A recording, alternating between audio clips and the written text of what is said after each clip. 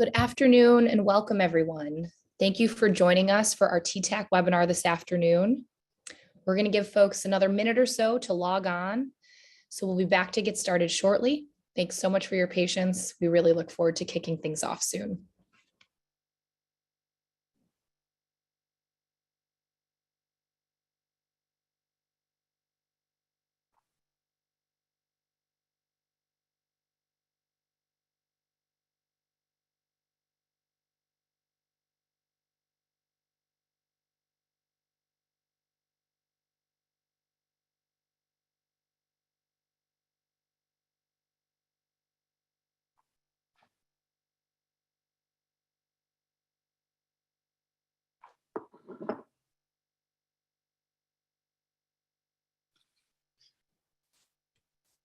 Good afternoon and welcome everyone. Thank you for joining us today for our TTAC webinar on the challenges in communication, their origins and outcomes with our wonderful colleague, Dr. Sima Gerber. My name is Meg Beyer, and I am the Director of Healthcare Innovations at the McSilver Institute. I'm one of the many TTAC partners, and I'm really happy to be joined by our presenter, Dr. Gerber today, and by all of you, and by our colleague who will introduce themselves in a moment. I'm also just wanting to run through a few logistics before we kick things off, just so everyone is familiar with how the flow of things will go today, and if you have any questions about the resources and slides and recordings. So a few logistics, just as we've done in the past, today's webinar will be recorded, and both the recording and the slides will be posted online on the TTAC website. So if you would like to review some of the content, share some of the information with your colleagues, you will be able to. You'll have access to this information after the webinar today. It usually takes our system about a day or two to download the recording. So stay tuned in the next couple days. You'll be receiving both the slides and the recording, and they'll be posted to the TTAC website. As we do in our TTAC webinars, we are taking questions throughout the duration of the webinar. We ask that you chat in the questions using the chat box functionality today. If you could select the, you'll note on the chat box, if you could select two and then select everyone so that everyone can see your questions, that would be ideal. We're saving time towards the end because Dr. Gerber has a rich presentation for us all today. But know that even if we don't get to all of your questions, we've captured them all in a document that we'll be reviewing afterwards. So please know we do receive all your questions and do our best to answer them all. Sima, would you mind advancing to the next slide? So just a little bit about who we are. If you've joined us for TTAC webinars in the past, this is probably pretty familiar to you, but in case this is your first TTAC webinar, just wanted to let you know who we are. So TTAC is a partnership between the New York Center for Child Development, NYCCD, and the McSilver Institute on Poverty Policy and Research. We work together to build the capacity and competencies of mental health and early childhood professionals through ongoing training and technical assistance. And my apologies for the helicopter that just flew by my window in Brooklyn. That was not on the agenda for today. Sima, would you mind going to the next slide? So for those of you also who might be new to our TTAC world, we want to encourage you to visit our TTAC website. We debuted it just under a year ago, and it has some really exciting functionality so that you can seamlessly filter and search through all of the rich recordings and trainings that we've done in the past. There's a lot of resources posted there. You can view videos, slides, presenter information. It's all in the same location on the same page. And you can visit the website. It's ttacny.org. If you ever have any questions, we have a TTAC inbox that we monitor on a daily basis. So we would encourage you to email those questions to ttac.info@nyu.edu. My wonderful colleague, Ian, who is the ttac.info host, is running the webinar today and manages that inbox and makes sure that those questions are answered as soon as possible and are directed to the appropriate folks. So with that, I would like to thank everyone for joining, and I would like to pass it along to my dear colleague who will be introducing our presenter. Gil is the clinical co-director of our TTAC project, and he will be taking it away. Gil? Thank you, Meg. Good afternoon, colleagues. It's a pleasure to be here and to have the opportunity to introduce Sima Gerber, who is the professor of speech language pathology in the Department of Linguistics and Communication at Queens College, City University of New York. She has been a speech language pathologist for 45 years, treating young children on the autistic spectrum and those with other developmental challenges as well. Sima is a master teacher, which you will quickly learn, and she has taught and lectured nationally and internationally. She's the author of scholarly articles and chapters in professional journals, and she recently has an essay in autism parenting. Dr. Gerber is also a senior faculty member of Perfectum and on the advisory board of the New York Association, the New York 0 to 3 network. Her extraordinary contributions to the field have been acknowledged as the recipient of the Louis DiCarlo Clinical Achievement Award from the New York State Association. She received the Distinguished Achievement Award from the New York State Speech Language Hearing Association and is a fellow of the American Speech and Hearing Association. And on a personal note, I have to say that she has really transformed my knowledge about language acquisition and just enormously enriched my clinical reasoning and my practice. So, Sima, take the forum, please. Okay, thanks so much, Meg, and thank you, Gil. Let me just, sure.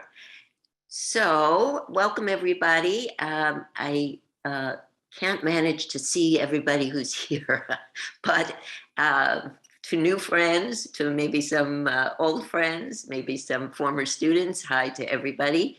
I have more slides than I will actually dwell on, but you'll be getting all of them, so not to worry.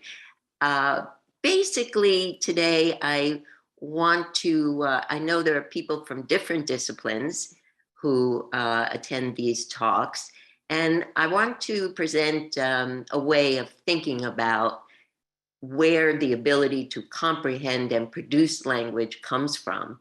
I want to present a model of language acquisition and also talk about what happens when there are disruptions in these foundational capacities. How do they affect language and communication, of course, but how do they affect all aspects of development? And that's going to be an interesting piece for us, and I hope we will have time to talk about it, how you can inform yourself a little more about language if you're not a language person, and in that, I think, add to your practice, whatever your discipline is.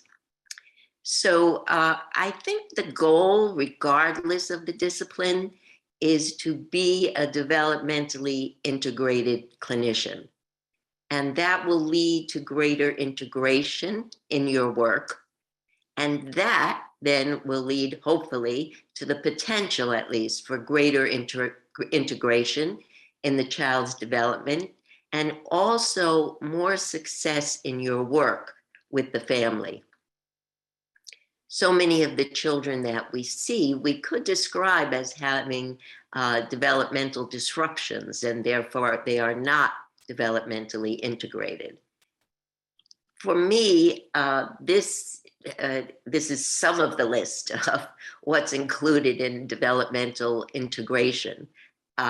So that there we're talking about a child's emotional abilities, language abilities, communication abilities, regulatory, sensory motor abilities, cognitive should have been on there.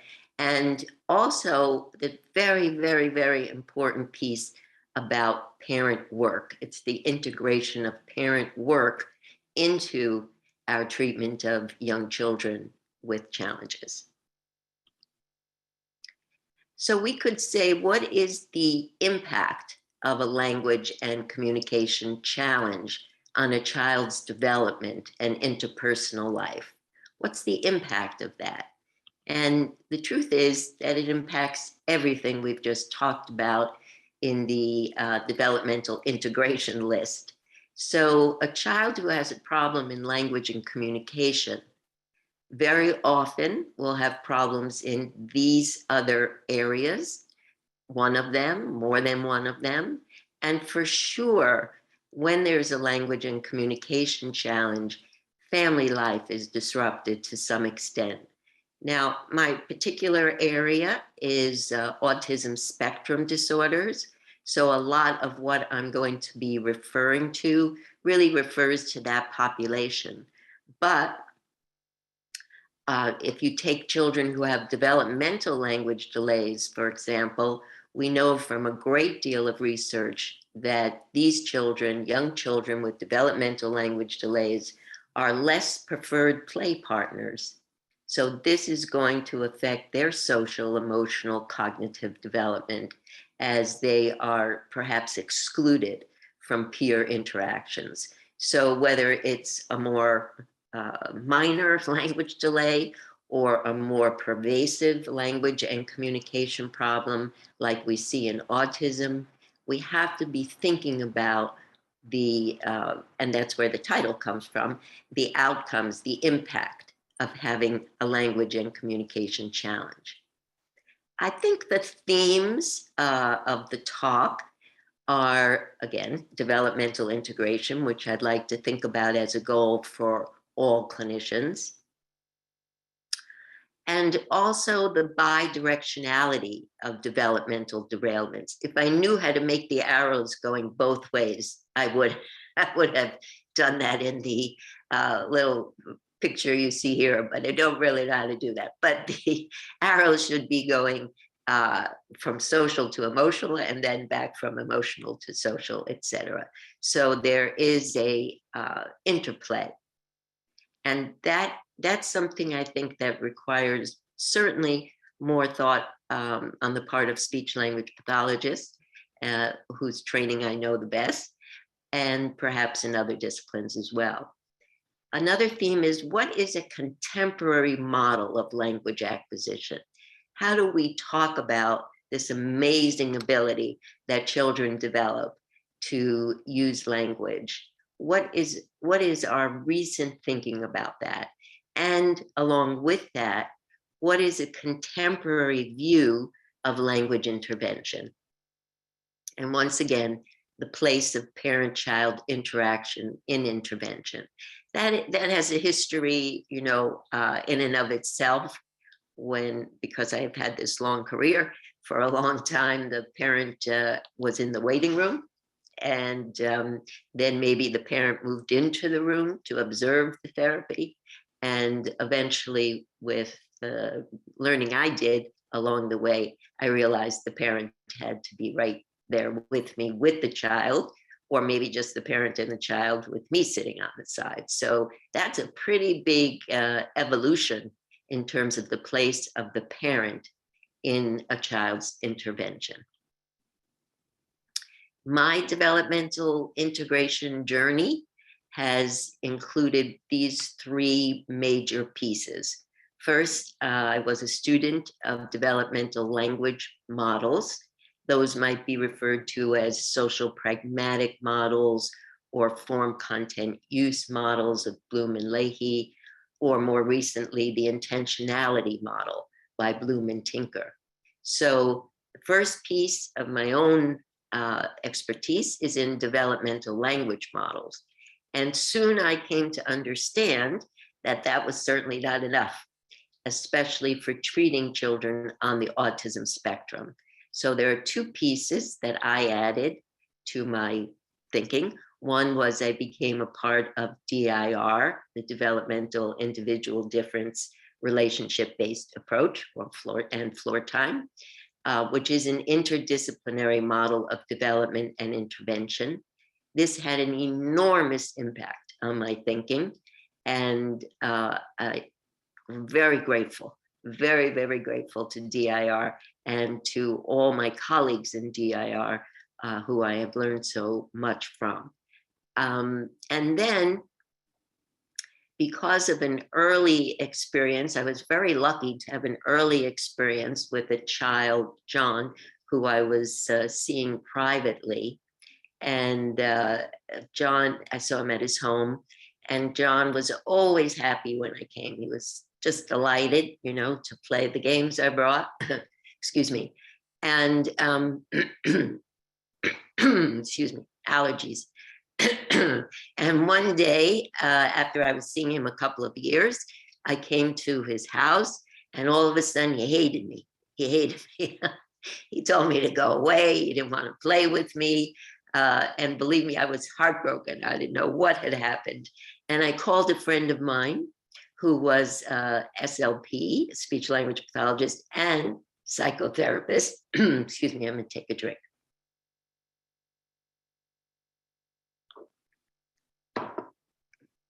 And I said to her, I have a child to refer to you.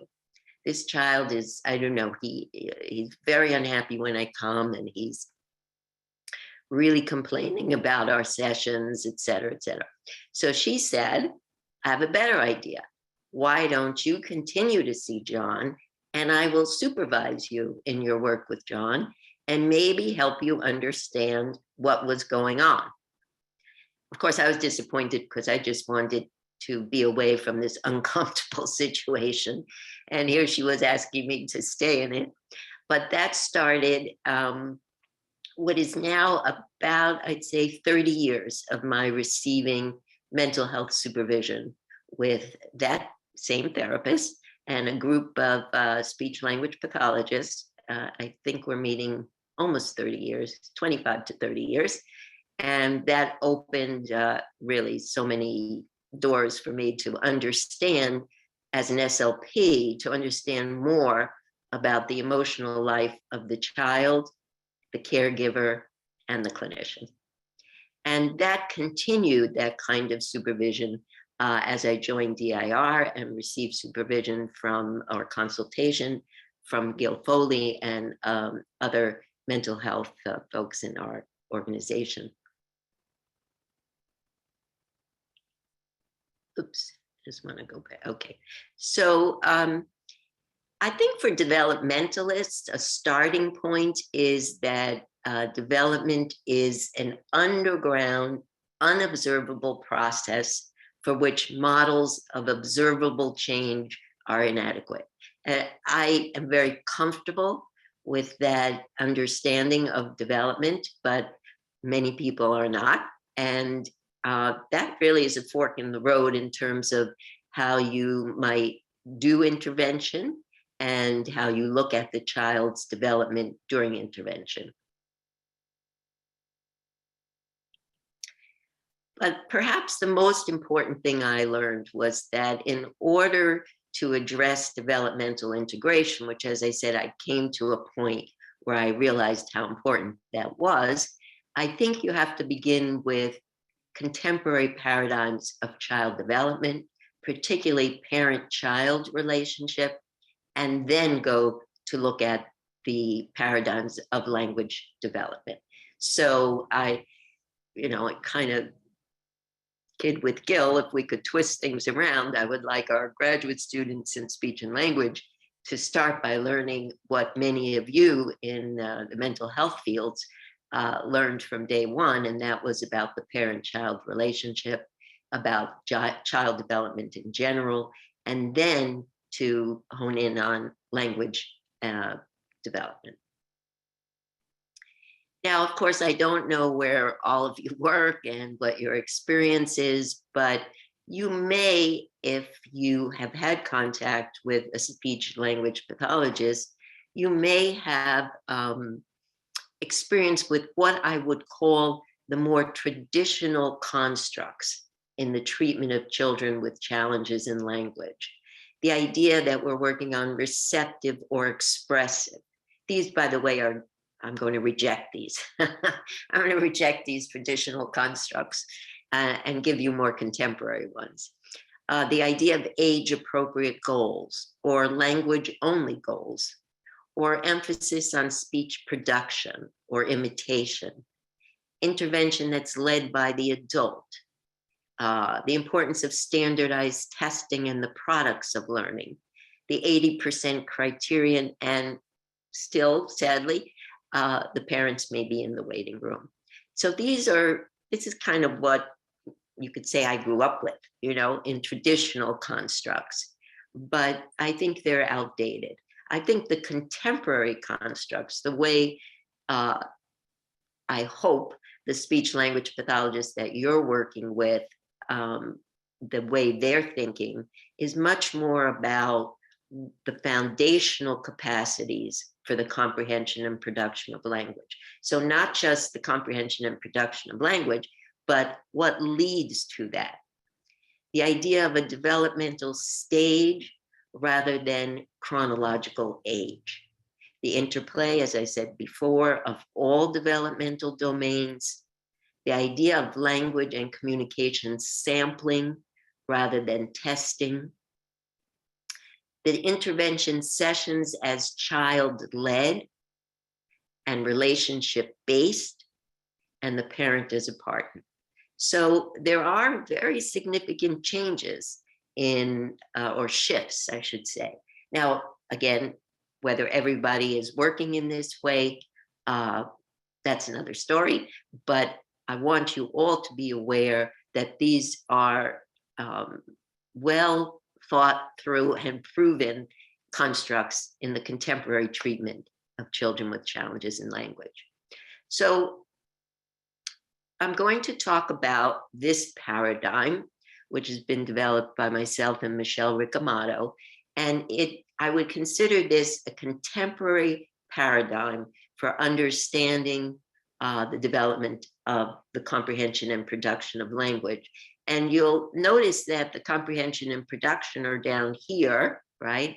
And we have at least 4 capacities before we get to the comprehension and production of language. Now, obviously, it's not as stepwise as this makes it look.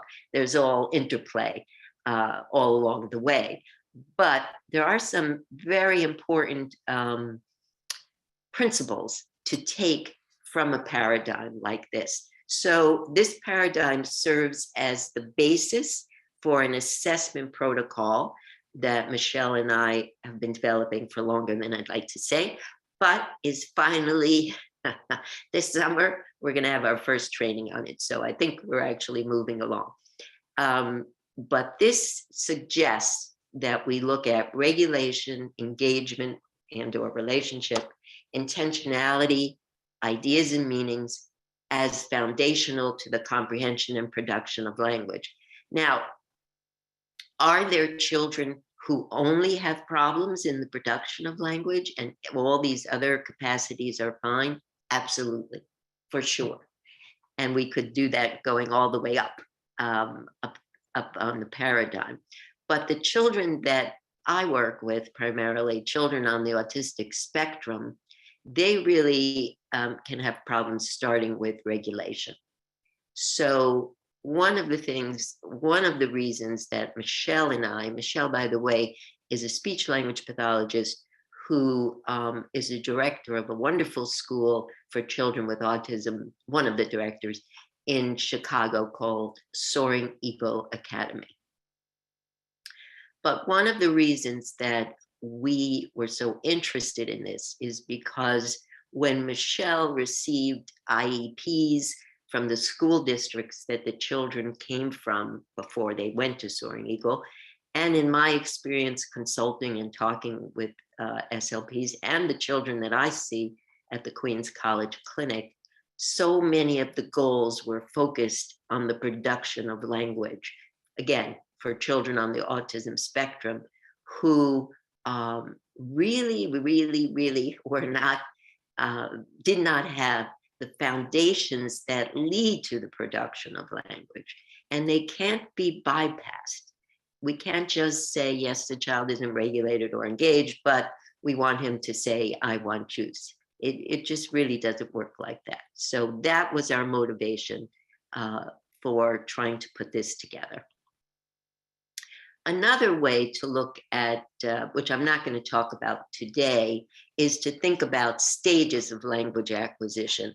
So even though there are typical age ranges here for these 6 stages, the point of this is to say, if the child is 4 years old and is at the pre-linguistic intentional stage, we begin our goal setting at the pre-linguistic intentional stage.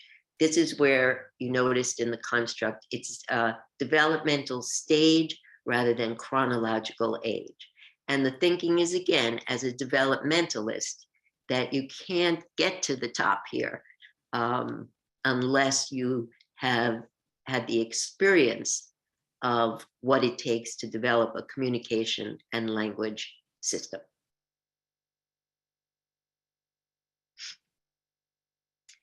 And why is the understanding of language development so important for all professionals working with children with challenges?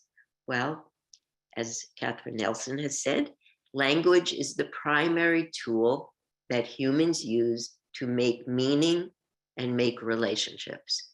And regardless of what your discipline is, I am sure that what you're interested in is helping your child that you're working with make meaning and make relationships. And language is the primary tool. So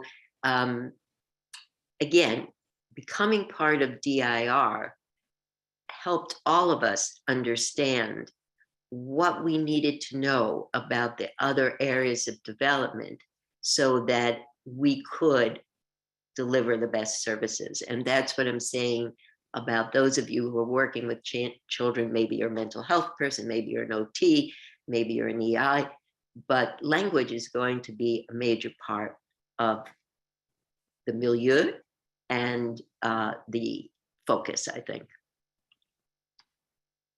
So regulation, I'm not going to say too much about, but children who are regulated can attend to and process their environment, engage with others, and focus on play activities. So what should you do if the child you're working with is not regulated? I would say talk to a sensory integration occupational therapist. Again, in DIR, we're very exposed to that kind of work. But I work in a college clinic, so I don't have an OT down the hallway, which means that I have to seek that out if I'm concerned about a child's regulation and need to know, all children don't have the same issue. And there was a time where we said, it looks like all children with regulation problems are getting brushing, but it's not the case that everybody needs brushing. So that's what I would do. I would talk to a sensory integration occupational therapist. Now, engagement, which is a term you hear in many, many different places, refers to the child's ability to participate in back and forth reciprocal exchanges. And eventually that's for more and more extended periods of time. Also, the child is responsive to his partner's emotional themes and states, and he can express his own themes and states to his partner. Okay, so with children on the spectrum and some other children with developmental disabilities, they have a problem in engagement. And this, again, is a way to think about where should I start. So the assessment questions on the assessment protocol that Michelle and I have developed, this is an example. There are these questions that you would ask and answer while observing the child interact with his parent, or if he's school age, with a teacher or therapist. And if the answers are yes, the child does participate, does establish joint attention, does maintain engagement, et cetera, terrific. That's great. You can go on to the next piece. But again, many of the children with autism spectrum disorder, the answer would be no, or the answers would be no. And that means you stop right here and you start to work on engagement. and you don't yet work on having the child produce language.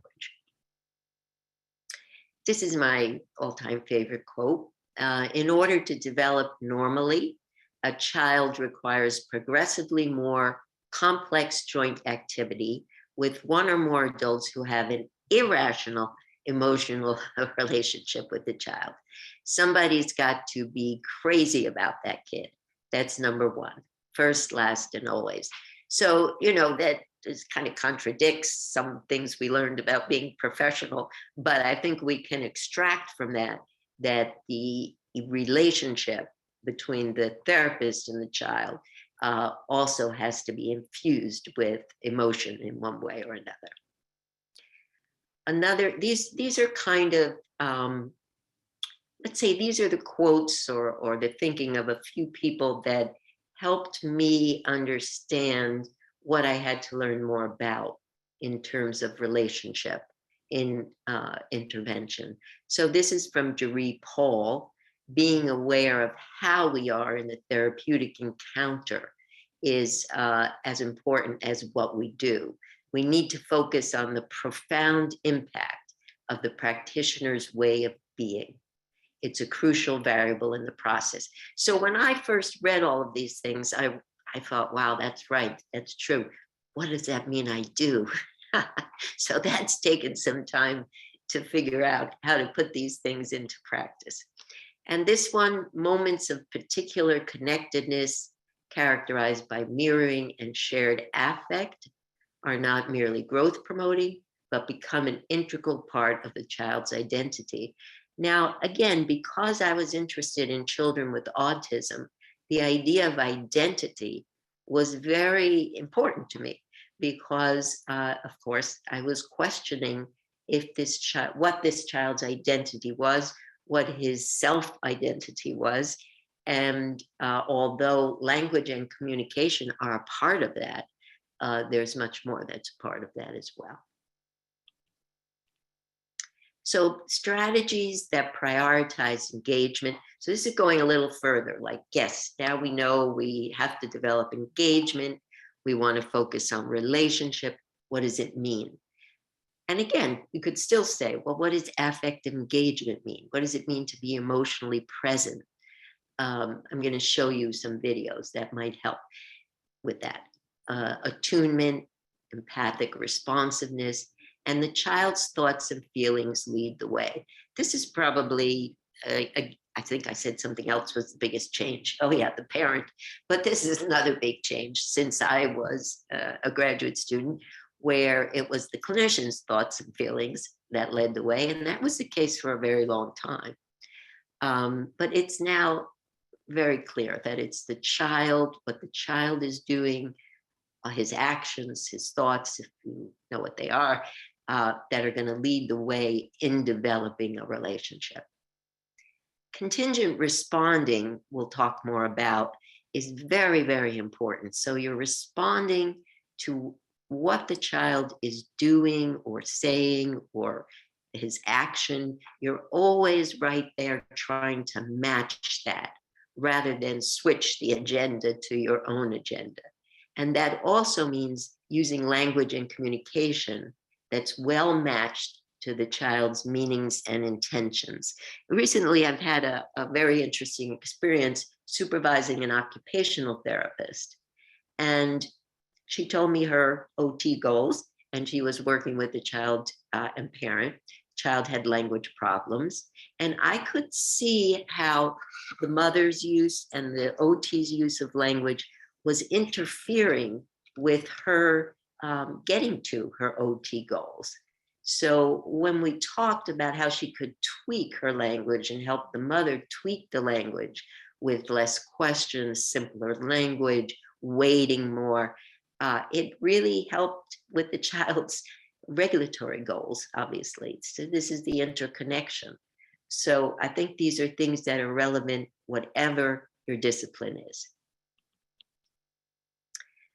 In this very recent article, this is now with children who have language disorders. They did a study and found, there were other studies before like that, but that the parent-child relationship And now characterized by, and these are the same terms that I'm using, connectedness, belonging, and shared positive affect, despite the significant language impairment, can serve to encourage receptive language development. So if a parent is tuned in this way with connectedness and shared positive affect, they found that it really served to help the child's comprehension of language. So it was the quality of the interactive relationship. And first of all, we want to know that because we want to help parents achieve that, but we want to know that because we want to achieve that as well in our interactions with the child. The next in the, let me just go back so I can orient you again to the paradigm, the Gerber and Ricamato paradigm. So now we're going to talk a little bit about intentionality. Again, as a foundational ability that needs to be robust in order for children to go on and develop language. And this refers to the child's ability to understand other people's intentions, like reading the person's facial expression or gestures. And the child begins to understand that others have intentions and others can be followed, others' intentions can be followed and shared. And it also refers to the child's ability to express his intentions, regardless of how he expresses them. And of course, this becomes very important if you're talking about children with language and communication problems, because they may not express their intentions. And I'm going to differentiate intention and meaning in a moment. They don't necessarily express their intentions with language. That's an easy and best way, but we may have to look at their affect, their gestures, their actions to know what their intentions are. And we're going to respond to those intentions regardless of whether they're expressed with language or not. So the kinds of questions you would ask on an assessment about intention: does the child express a range of intentions? Now, intentions, they're kind of the goals of communicating. Is the child expressing a comment or a request or a response? And again, these don't have to be with language. A child could be pointing to something and he's expressing the intent of label, or he could be pointing to something and vocalizing, indicating he wants that something that's on the shelf, or he wants mommy to look at that something. So it doesn't have to be expressed with language, but it's an intention. And children on the autism spectrum have a great deal of difficulty in terms of expressing intentions. And in fact, the research shows that when they express intentions, children who are more compromised, it's very often a request, but not these other types of intentions, which is not a good sign, right? Because label, comment, social game, those are for the pleasures of interaction. Requesting a cookie is, of course, to get a cookie. But some of the others are for the joy of interpersonal interaction. And intentions, as I said, can be expressed in these different ways. And does the child respond to other people's intentions? Does he understand that other people have intentions and what those might be? And all the work on intentionality, a lot of the really beautiful, wonderful work is from Michael Tomasello. He says it's only if a young child understands other people as intentional agents that she can acquire and use linguistic symbols. If you have worked with children on the spectrum, I think you can understand this probably better than if you haven't, because a lot of children with language delays are very intentional, and that is not where their problem lies. But with children on the spectrum, understanding people's intentions and expressing their own can be very challenging. And in this very recent article, this is interesting because if you know about intersubjectivity, people talk about primary and secondary intersubjectivity. And a lot of emphasis has been put on secondary intersubjectivity, where the child looks at mom, looks at an object, looks back at mom, or starts with the mom. There's this three-way kind of reference going on. But in this article, they're suggesting the importance of the primary intersubjectivity as essential for the emergence of words. And what is that? That's just the dyadic coordination between the infant and her caregiver. And of course, intersubjectivity is a prerequisite for intentionality, which is a prerequisite for language.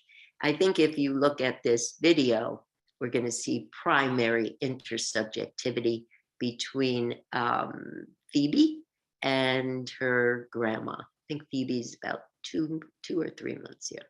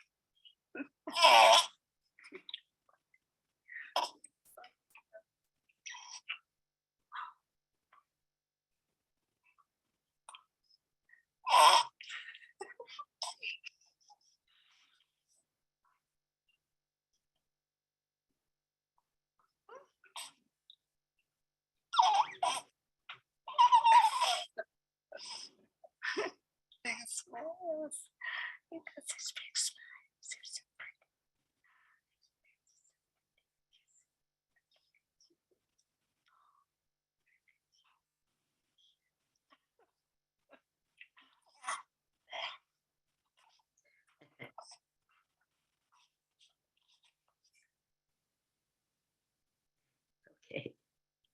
So, oops. So, you know, if you look at that, and this gets tricky, you know, when you're working with a 2-year-old, 3-year-old, 4-year-old, 5-year-old. How do you create that? What Phoebe and her grandma had going on there? Well, that's a big question, but which I'm not going to answer exactly. But I do think you have to try to create that. That is foundational to the development of communication. And the strategies that prioritize intentionality, some of those are the same as those that prioritize engagement, like affective engagement and being emotionally present, mirroring, attunement, child-led. You see the Phoebe's grandma is very affectively engaged, doing a beautiful job mirroring. She's attuned. She figures out how to pull Phoebe back. And she's, you know, Phoebe is also leading the way at times. Actually, grandma wasn't saying too much, so there wasn't much language. I think she said, "You're so pretty," and that kind of thing. So it was much more intonation, facial expressions, gestures, etc., that were the form of communication. And again, contingent responding is very important. Now, this responding as if there was an intention becomes a key strategy in working with children on the spectrum, because their intentions, well, number one, because they may not be expressing intentions, and or because their expression of intention may be unconventional. In other words, not look exactly like what we see in typically developing children. We want to emphasize that we're responding to the child as if there was an intention, which, by the way, is a part of typical development for babies and their mothers and fathers and caregivers. They respond, the baby burps, and the caregiver says, "Oh, you loved your milk," right? So we have to try to do that same kind of thing with children who have significant challenges, because that is part of becoming a communicator. You're treated as a communicator and responded to as a communicator. And if we're wrong, we're wrong. Nothing bad can happen if you respond as if there was an intention, and there wasn't. So this I really emphasize in the work with children on the spectrum. And then, of course, the language has to be matched to the child's level. And I want to say more about that for those of you who work in mental health and maybe interpreting children's actions, etc. Oh, this is a wonderful website for those of you interested in all of this. Is the First Words Project by Amy Weatherby. But what's here is the gestures. These are 16 gestures that typically developing children develop by 16 months of age. And why that's fascinating is, again, what comes before words, the ability to communicate with actually a range of gestures. We all know about pointing and showing and giving, but there are other gestures that children typically use. And if we were working with a child who was nonverbal, we would be interested in trying to expand his repertoire of gestures. I don't know if it would necessarily be before language, if he was ready for that at that point, but certainly gestures need to be a focus. They're a way of communicating intention. So now we're going to look at Jolie. Jolie was 21 months when she first came with her mom to the Queens College Speech Language Hearing Center. And this is the first visit. That's me sitting on the chair. It's a graduate student on the floor. And mommy is on the left. And we're going to look at Jolie. We're going to look at her behaviors. But we're also going to try to listen to mommy and what she is saying.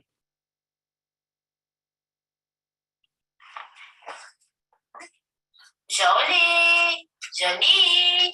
Yes, that's a response. Jolie.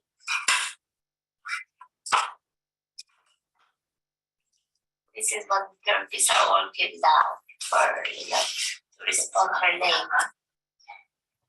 It's a hardest thing for her, I guess. How do they work on it? It's hard, they say, to work. It's easier to work on these tasks, to know, to recognize stuff, to do blocks for her than responding her name. Yeah. So, yeah.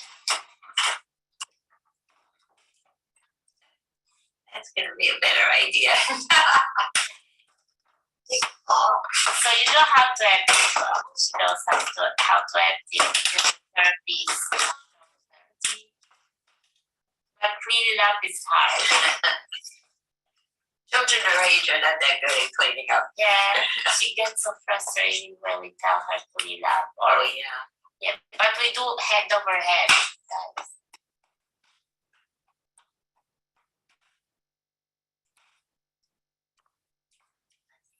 So, here. Okay. Does she look at you sometimes? Yes. Yes. I don't know how is her eye contact with other people. So. Yeah. She's looked a little bit. Yeah. She has not so bad eye contact.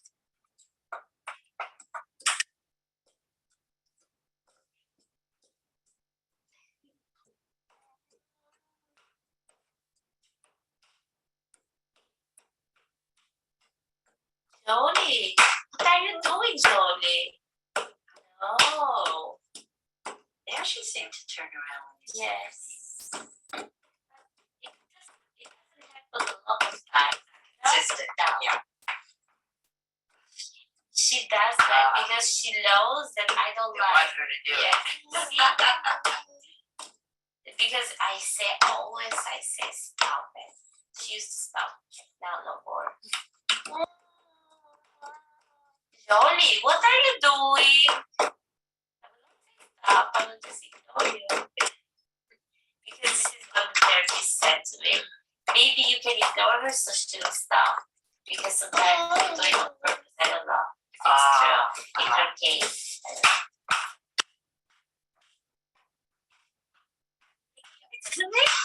You like give it to mommy? Wonder what would happen if you did it too.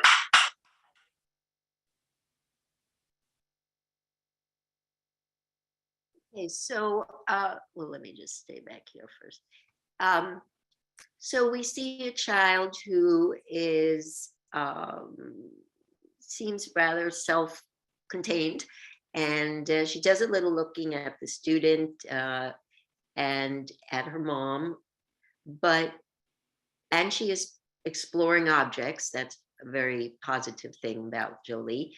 She's doing a lot of this tapping, and this continued for a great deal of the session, this tapping things together, tapping blocks together or whatever. And this was very distressing to the mother. But you hear the mother has been instructed by the other therapist as to how to work and what to work on with Jolie. That they should work on her responding to her name. They should work on her cleaning up. They should do hand over hand. They should tell her to stop when she's tapping or ignore her when she's tapping. And this represents the opposite of everything we would, in a developmentally oriented intervention, that we would want to encourage with the mother. We can see that on the engagement and intentionality questions that I showed you before, there would be quite a few no's, in terms of how she's doing engaging with other people, how she's doing expressing her intentions, etc. There's definitely glimmers, but there's enough challenge in engagement and intentionality for us to say those should be our goals. And nothing that mommy shared with us from the work with the other therapists seemed to focus on engagement and intentionality.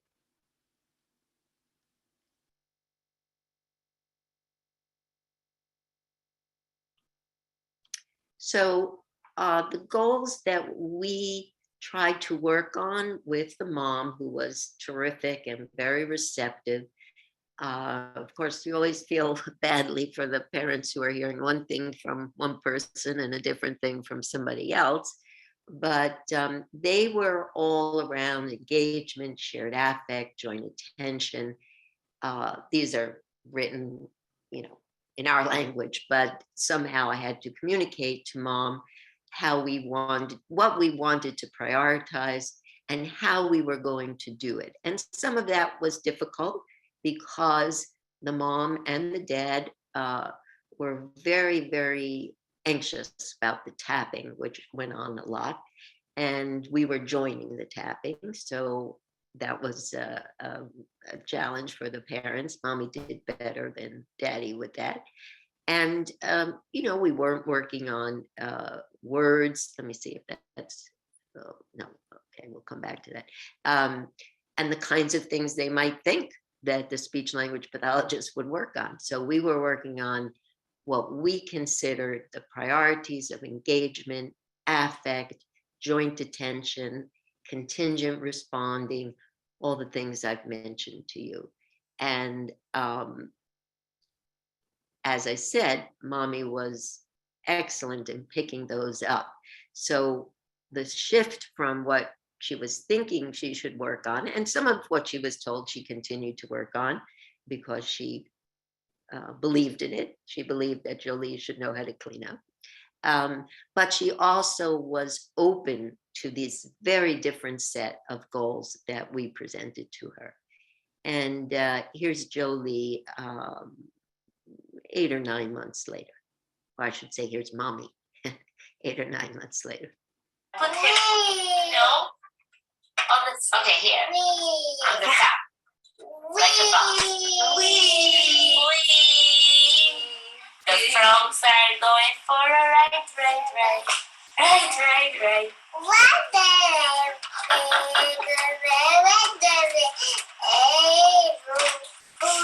In the boots. That's so nice. Yes. Can you put the frog here? Yeah, very good. Oh, push.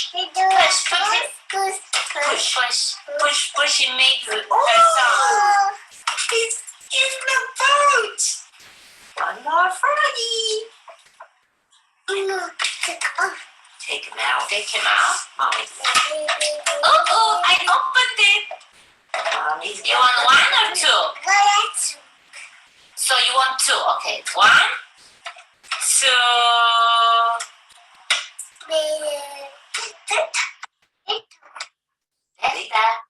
Bathtub. Yeah, this is here. This is a bathtub. Yes. Ready, look. Little bathtub. 1, 2, 3. Boom! Oh, what happened to you? One more time. 1, 2, 3. Boom! Oh, yes. 1. Let's go. 1, 2, 3. Oh. Splash. You do it. 1, 2, 3. Splash! You splash!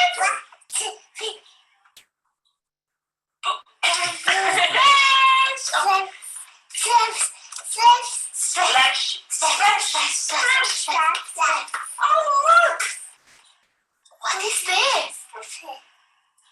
A dolphin? Oh, no. Oh, a dolphin! Splash! I think I'll take the boat out. Ah, yes. I like the water, says the duck. I like it. That little shark thing is cool too, because you like rips out. Hello, Jody. This is a bathtub. Bathtub. It's not Jingle Bells in the bathtub? Oh, no.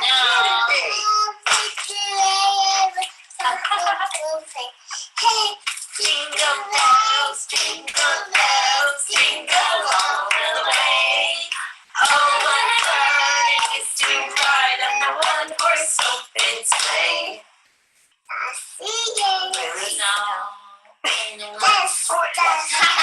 Dashing through the snow in one-horse open sleigh. Oh, where will we go? Laughing all the way. Bells on, yeah, making spirits bright. Oh, what fun we'll have tonight.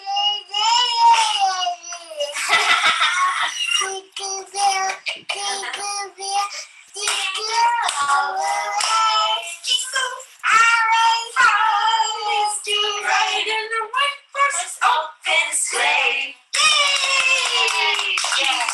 Well done, Jolie. I'm gonna take the ducks out. You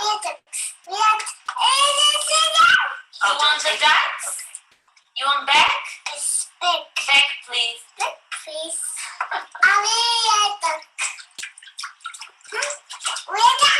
Where's the duck?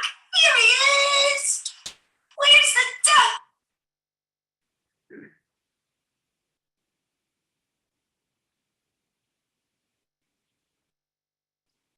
Okay, I wish I could see all your faces, which I'm sure have smiles on them now, to see Jolie doing so beautifully and to see her mother doing so beautifully, joining her. If you look back at those goals, there's beautiful engagement, there's shared affect, there's joint attention.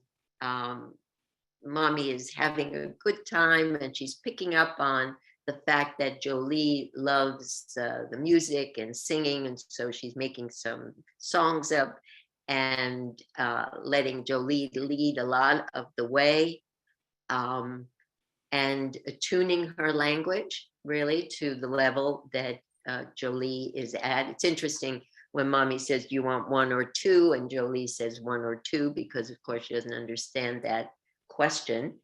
And, there's joy, right? There's joy and delight, and there's engagement and intentionality. Jolie has several intentions. She labels things, she requests things, she protested when I took something out of the water. So she's doing very well with those 2 foundational skills. And then we would say, like to say, what are not goals, right? What are we not doing that might happen in a more traditional interaction? So we're not telling her to say boat. We're not telling her, look at me. We're not asking her a lot of questions, and we're not asking her to follow directions. Once if you notice, I do point to something and ask her to put it there to see about, this is the issue of the gestures. Does the child comprehend and use gestures? So, but these not goals might be typical goals in a more traditional approach. So if a child has a challenge in language comprehension or language production, these are the possible outcomes. And this is what I hope some of you can take these things away and look a little differently at some of the children that you're working with, to understand that what might be underneath some things you're seeing, the behaviors you're seeing, might in fact be a language and communication problem. So a child can have difficulty regulating their behavior, right? And very often that's described as, a body problem, which of course it is. But dysregulation is also the result, and this is underestimated, also the result of a problem understanding or formulating language. So it can be very dysregulating not to understand what people are saying, or not to be able to formulate what you would like to say. So I think we have to keep that in mind when we're looking at children who are dysregulated and have language problems, and address that. A child could have trouble pretending because play and language are both symbolic behaviors, and often it's an underlying representational problem that's affecting both play and language. So if you're working with the children and their play is challenged in one way or another, we may be looking at an underlying representational problem. The child might have trouble developing new schemas because although cognition underlies language to a great extent, then language drives thinking. So as you know from executive functions, so the inability to develop new schemas can be thought of very often as not having the language to do so. A child may have trouble paying attention. I never forget going to a school where a child on the spectrum was in a classroom and everyone was so upset that he didn't pay attention during story time. And I remember the story was the mitten. This happened a long time ago, but he didn't understand what was being said. So as you know, if you're listening to people speak another language, what is there to pay attention to? There's nothing to pay attention to if you don't understand the language. A child, of course, can have trouble responding to questions. Why don't you want to share is a very complicated question. Why is complicated. The negative don't is complicated. So we have to think about the language that we're presenting to the child. Of course, the child might have trouble following directions, not because they're poorly behaved, but because they don't understand this long chain of first put your backpacks away, then get your crayons and sit at the round table. If you have a language problem, that's way too complex. As I said earlier, the children may be the less preferred play partners. because they can't join in the symbolic activity and the communicating in a way that's satisfying actually to their peers, which is interesting.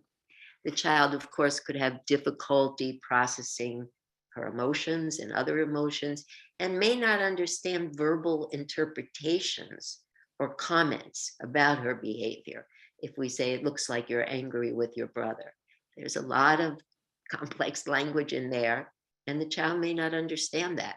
So if you are interpreting and commenting, you may need to find another way to do that. So I think the takeaways for the mental health professionals and other professionals from other disciplines is to ask yourself these questions. And I would say, for me as a speech and language pathologist, I had to add to my repertoire of questions beyond speech and language in terms of regulation, in terms of mental health issues, in terms of parent-child interactions. Beyond what I had learned, certainly as a speech and language pathologist, I had to ask new questions, additional questions, and then find out where I could get the answers if I didn't know them. So the questions you might ask are, does this child have a language and communication problem which is contributing to the challenges I'm seeing?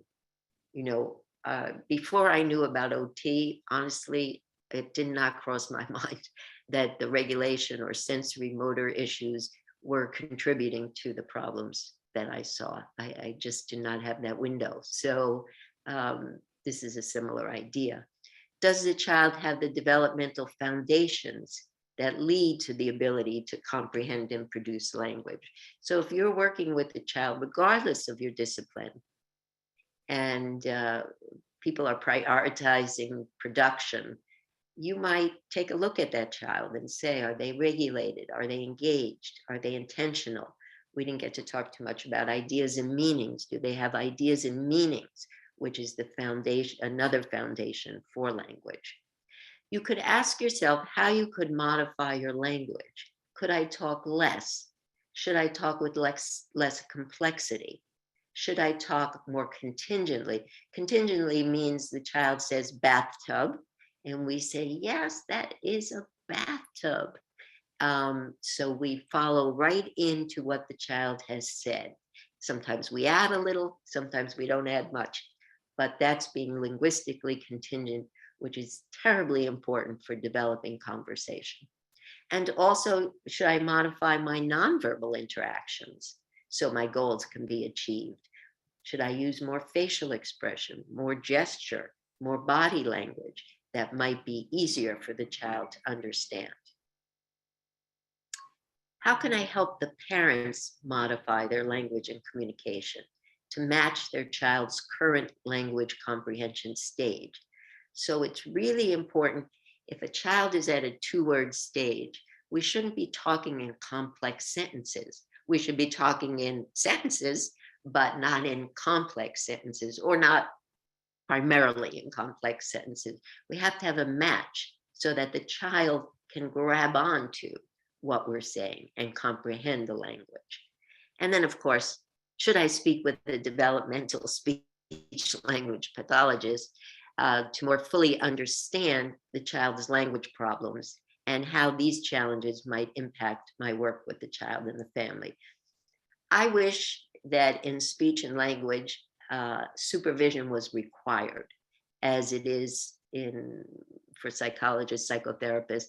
I wish it was required, and I wish it was required that SLPs go to someone in another discipline, preferably a mental health person, actually, for supervision to understand more fully what's happening with the child, what's happening with the family, and what's happening in their own reactions to the child and the family. And actually, I did have a wonderful supervision session with Gil Foley around this family that was extremely helpful to me.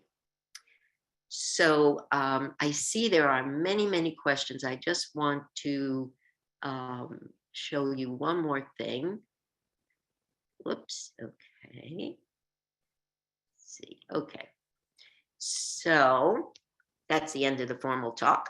And I want to mention these books, which I have developed with 3 of my former graduate students. This is a little display they put up at my local library. These are books that are about development. They are written from the baby's perspective. So, for example, in the cognitive development,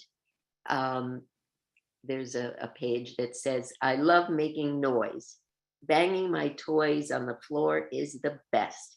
I'm making things happen in my world." So they're written from the baby's voice. There are photographs on each page. I can show you that when we go off this share. The photographs on each page, the photographs are of our graduate students when they were babies. And the time frames are divided into like birth, 1 to 3 months, 4 to 6 months, etc., up to 12 months of age. And there's a book on cognitive development. There's a book on social emotional development, one on motor development, and one, of course, on language development. And the idea is to help parents understand that developments in all of these areas are going to contribute to the child's use of first words, for example, and that it's in the relationship and engagement that these things are going to be learned in each of these areas, that it's through play and interaction. So I hope some of you might be interested in these books. They are dedicated to Joel Stark, who was first my teacher and mentor, and then my boss, and then my beloved friend who passed away 2 years ago. And they are dedicated to him.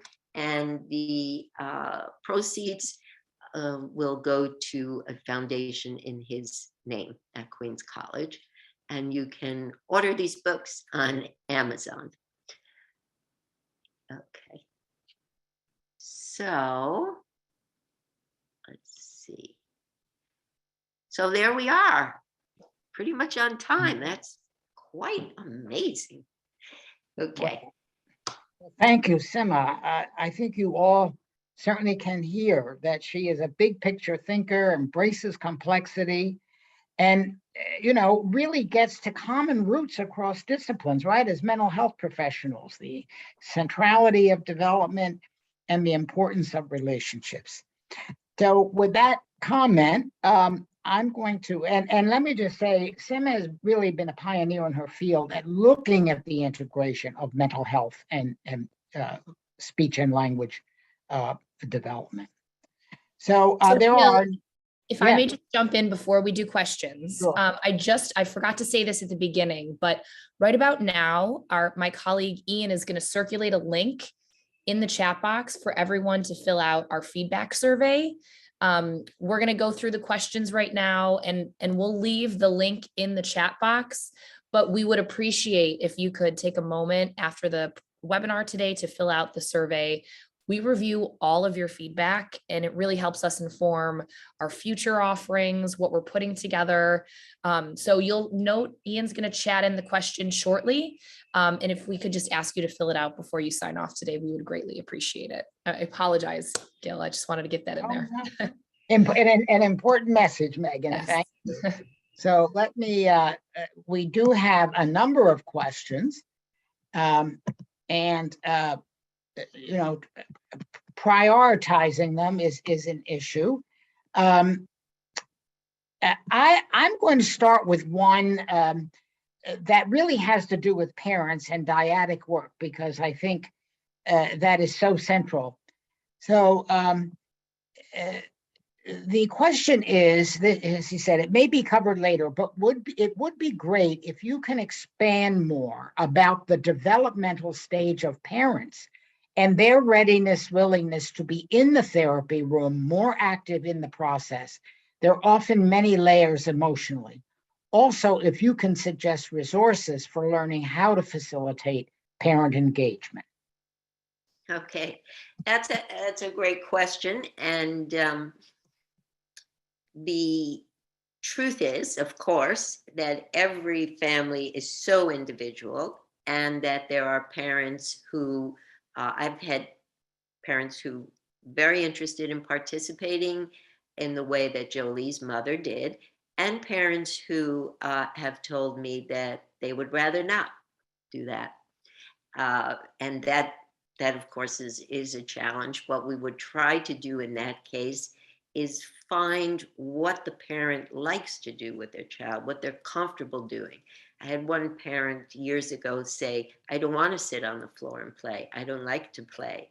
And I didn't play when I was a child, she told me. She said, but I'll read books with him or do puzzles or more academic kinds of things. So that's what we did. We found a way to address our goals in the context in which the parent was comfortable. This whole idea, though, of working with the parent is such a nuanced kind of endeavor. And when you say resources, honestly, the best resource is to get mental health supervision, is to meet with somebody, talk about your issues with the parent, get a handle on your own stuff. I remember when I was talking to Gil about Jolie's father, who I thought was fantastic. He helped me see that I was kind of siding with Jolie in some way, rather than fully appreciating where the father was coming from. So that was very, very helpful, you know. Now that doesn't translate into, okay, next time you see him, say this, which I wish it did actually. So I had to find my way, but it gives you an option, a way to think about something that will hopefully help you meet the parent where they are, help you clean out your own stuff that's going on, and to, you know, I tell my students, you have two clients, you have the child, you have the parent. Maybe I should be saying you have three. You have the child, the parent, and the child-parent interaction. But everybody is where they are. Everybody's starting where they are, and we're respectful of that. One big problem I think that professionals have is they think by giving information to parents that that's helpful. Let me tell you how children develop language. That's not so helpful. No, that isn't helpful. It's much more important to tune into them, where they are emotionally. It's much more important to listen than to talk so much. And it's the number one thing is to develop the relationship with the parent in the same way that you're thinking about developing the relationship with the child, whatever that takes, whatever that takes. Hope that answers. Thank you, Sima. Another question regarding these engagement questions. Are these particular for a certain age group or applicable to a child at any age, given their developmental abilities? Yes, another good question. They're applicable to any child. So I work with a boy. I can't, of course, give a talk without talking about Matthew. I've worked with a boy since he's 4. He's now 21. And he still has some of those issues. He still has some engagement issues. He certainly has theory of mind issues that underlie his language and communication problems, you know. He was recently telling me about he was so angry about something that happened, and he used, I guess, a script really from this TV show. I don't know this TV show, Dexter, about a, I don't know, he's a serial killer or something. And he was using this language, this about blood and stabbing and all of this, Matthew was. Well, it's great that he is able to let me know he's angry. That's a good step for him. But we really have to help him with how he can express that in a way that's going to be, you know, acceptable. He's not a little boy. He's 21 years old. So I think going back and looking at engagement, intentionality, certainly in his case, theory of mind, are going to be relevant in terms of developmentally, how those things come about, even though he's 21. And there he has, now in his case, I'm giving you an example of an emotion where the ability to express the emotion is compromised. And so he borrows this script from a TV show. Why, quote, elicited eye contact, end quote, is not a goal? Okay, good question. Because we want communication to be intentional, coming from the child's intention. So rather than spend time, sometimes people hold something up around their face so the child will look. We look around for contexts where the child will spontaneously look at you. And there always are some. With Jolie, for example, as soon as we started singing, she looked at us. So we didn't have to say, look at me, or hold something to our eyes. And the elicited one isn't from, I guess you'd say, isn't from the gut or heart or spirit. And the spontaneous one is, because it's for the pleasure of looking at the person, right? Or interacting with the person or connecting with the person. So we want more of those and less of the elicited. Thank you. How has COVID and masking children, along with the CDC changes, changes to words 50 to receive speech services instead of at least 75 words, caused children to not get speech services? Okay. I live in a magical ivory tower known as Queens College. And I have to say, I'm not really fluent about the rules and regulations in terms of EI or the schools. We've had for a long time, though, we've had problems with children getting services. We have children who come to Queens College, not children on the spectrum now, but children who are what we would call late talkers, who have been denied services because it's said that their comprehension of language is good, even though their production of language is not. And then they're denied, which is very, very misguided, because the gap, in that case, the gap between what you understand and what you can produce can be very dysregulating.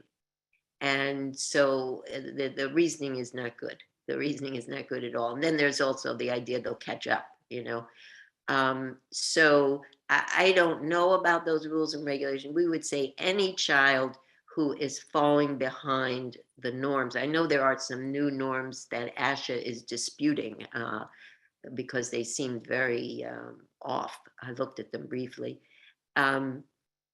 So we just have to fight for any of those children. But I will say we have those children coming to the clinic because their parents have been denied services. Would Tourette's syndrome be a factor in creating language communication challenges for a patient? Okay, so again, I only talk about what I know about, and I only worked with one child who had Tourette's syndrome in all these years, and it definitely interfered with his language and communication, but he was also, I would say, a child with Asperger's syndrome. So if a child came into the clinic and had Tourette's syndrome, I would have to consult with somebody who knew about children that have Tourette's syndrome. Do you, Gil? Do you know about Tourette's? Well, I've treated a number of children with it, and I would say yes to the question, is it a factor? Of course, many of these children, they're very conscious or self-conscious of their tics, and so they tend to be shy, and I think that enters into it. Of course, if they have vocal tics, then that presents a whole other issue in terms of communicating for fear of having the vocal tic, the reactions of others to vocal tics. And then also with many of these children, you do have ideas of reference in the sense that they really believe everybody is looking at them. They're very embarrassed. So yes, I think in my experience, communication has been blunted or constricted in many cases. This is an interesting comment. It raises a question. It's interesting. Why do professionals who work with a child who may or may not have autism randomly call the child's name for a response while the child is engaged in a thoughtful activity instead of waiting until the child is not preoccupied? I agree. Yeah, the idea is to make things easier for the child. So even responding to his name, you start off with, if you're going to work on that, okay, you start off with working on that in a context that's easy for the child to respond to his name, whatever that might be, So maybe you're holding something he wants, right? And you call his name and he responds because you're holding this thing that he wants. So you're always looking for context where whatever the behavior is, it could happen naturally. And you can find it. I mean, you have to look around sometimes, but you can find it. And if it happens naturally, it's worth 100%. And if it happens elicited or in some very structured way, it's not hooking up to the basic drive to communicate. Is Jolie coming to you with a diagnosis of ASD already? She did come with the diagnosis of ASD. Yes, she did. Although I think now she's 6 years old, I don't know that she would get that diagnosis anymore. She actually, I often say when I talk about her, is one of those kids who came in quite challenged and just did absolutely beautifully, Now, I do want to say, because that makes it sound like we're praising our own work, she had, throughout the whole time that I saw her, she had 20 hours of ABA. So the family and many other things. She had music therapy and dance, and she had everything. So of course we could never say what did the trick. Maybe just what she came to the world with, her own resources, did the trick. But she's a joyful child. She's very communicative. She plays beautifully. She's done well. She's in the NEST program in the public school. Thank you. That covers all of our questions. I don't know, we have a minute or two left. I don't know if there's any other closing comments, Simla, you'd like to leave with us? Oh, well, I'm so glad there were so many of you here. I will say that. To hear about language, Gil and I talk about this a lot. It's left out of the picture too often, the importance of language and communication in, again, not only in speech and language, but in other disciplines. It's not factored in enough. If you just think of the comprehension issue, it's hard to understand a comprehension issue, which sounds a little silly, but so often, and again, going back to the OT that I was supervising, the language that she was using with the boy and the child and that the mother was using, there's no way that boy understood what they were saying. There's no way. So you could be the best OT in the world, but if your language isn't matching, if you can't come in and match where the child is, that is a lost opportunity. It's really a lost opportunity. So I'm thrilled that so many of you want to know about language. I hope you will want to learn more about language and communication. And thank you so much for coming. And thank you, Sima, for sharing these wonderful gifts with us. Okay.